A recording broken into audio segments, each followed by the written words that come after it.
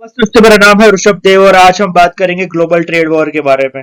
आखिर पूरी दुनिया में उसका क्या इम्पैक्ट हुआ जब डोनाल्ड ट्रंप ने 2 अप्रैल पे टैरिफ लगा दी। उसके बाद रिसेंटली क्या क्या डेवलपमेंट हुई है, पूरी दुनिया ने इस पर क्या रिएक्शन दिया, स्टॉक मार्केट, अलग कंट्रीज और इंडिविजुअल पे उसका क्या इम्पैक्ट होगा। हम आज उन सब चीजों के बारे में बात करेंगे। तो आइए दोस्तों, इस वीडियो का शुरू करते हैं।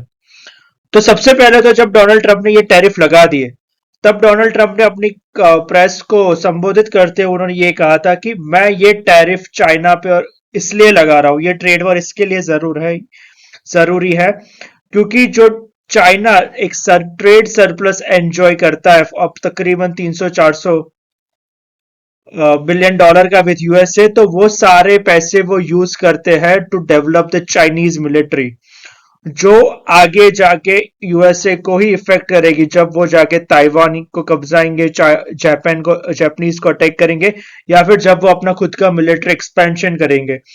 तो ट्रम्प कहते हैं कि मैं ये चाइना का मिलिट्री एक्सपेंशन रोक रहा हूं। उसे के लिए ये ट्रेड वॉर जरूरी है ताकि उनका ट्रेड डेफिसिट हो, उनका ट्रेड सरप्लस कम हो, क्योंकि फिलहाल चाइना के पास तकरीबन $3 ट्रिलियन, जी हाँ दोस्तों, $3 ट्रिलियन का फॉरेक्स रिजर्व है। They enjoy almost $1 trillion of surplus, of a global surplus each and every year. तो ये चाइना का बहुत बड़ा एडवांटेज है।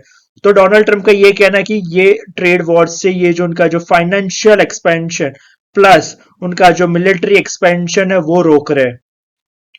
उसके अलावा डोनाल्ड ट्रंप ने अभी चाइना पे तकरीबन 104% के टैरिफ लगा दिए।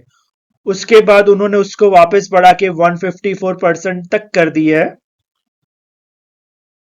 फिर उनके साथ साथ उनकी ट्रेड डील की नेगोशिएशन भी चल रही है विद यूरोपियन यूनियन, जहां पे यूरोपियन यूनियन ने उनको ये ऑफर दिया कि जो गुड्स टू गुड्स जो ट्रेड हो रहा है उसको हम 0 to 0 कर देते हैं, ताकि कि आप भी कोई टैरिफ नहीं लगाएंगे ना ही हम कोई टैरिफ लगाएंगे।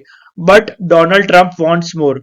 डोनाल्ड ट्रंप चाहते हैं कि सिर्फ 0 to 0 नहीं, जो ट्रेड डेफिसिट है, जो तकरीबन 250-300 मिलियन डॉलर का जो ट्रेड डेफिसिट है, आप उसके लिए कोई प्लान लेके आओ।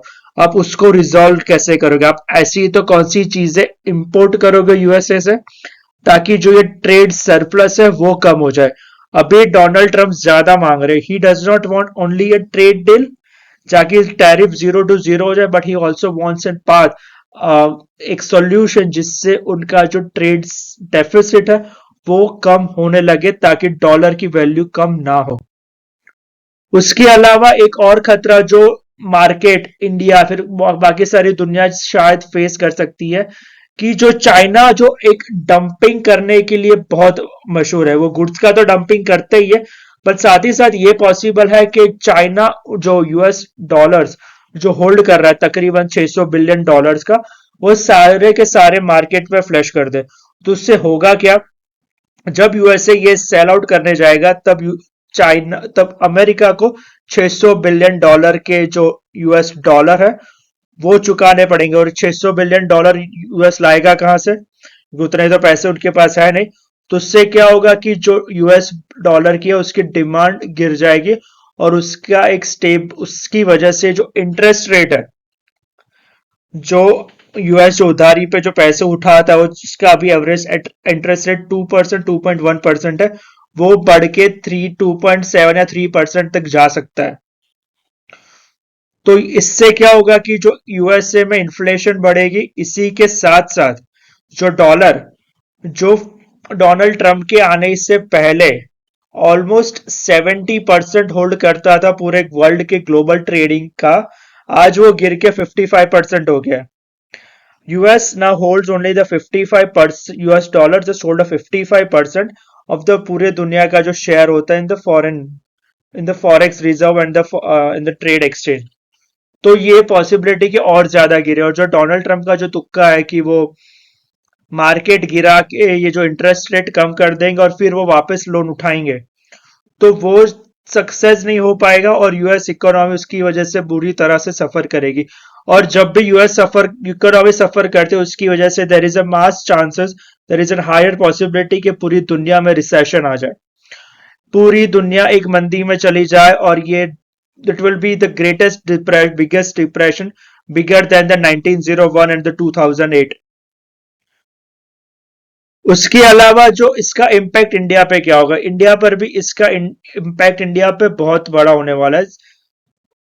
सबसे जो एक गुड, सबसे पहले तो जो खराब इम्पैक्ट होने वाला, there is an high chances के ये जो चाइना है वो अपने जो गुड्स है, for example aluminium, AI, electronics को सारे डंप करना स्टार्ट कर दे इन द इंडियन मार्केट। तो इससे क्या होगा, जो इंडिया की जो एमएसएमई सेक्टर्स है, जो स्मॉल सेक्टर्स है, उनको सरवाइव करने में तकलीफ आएगी। उसी के अलावा इंडिया ने इसी को आगे ले जाते हुए ये भी कहा है कि ये जो चाइना जो लंबे समय से जो डंपिंग कर रहा है ऑल ओवर द वर्ल्ड में, उसी का बिगेस्ट रीजन है कि WTO अपनी जो क्रेडिबिलिटी है वो खो चुका है। क्योंकि आज हम उस दौर पे आ चुके हैं कि लोगों को WTO पे भरोसा ही नहीं है। लोगों को ये मानना है कि WTO is an useless body because it is failed to counter the China and the illegal tactics or the unwanted trade practice that is done by the China. उसके अलावा जो इसके जो ट्रेड वॉर का सबसे खास फायदा होगा वो इंडिया को होगा। उसके लिए हमारे जो हमारे जो मिनिस्टर है पीयूष गोयल साहब, उन्होंने ये कहा कि this is a life time opportunity. क्यों? क्योंकि ये अभी हमारे पास चांस है हमारी एमएसएमई सेक्टर्स को कि भाई तुम जाके अब यूएसए में जाके सामान बेचो, क्योंकि जो जगह वहां पे चाइना ने लेके रखी थी वो अब टफ हो जाएगी। बिकॉज कोई 154% ज्यादा देके क्यों कोई इंपोर्ट करेगा। So we have a very possible high chances कि हम अपना सामान अब यूएसए में भी जाके बेच सकते हैं।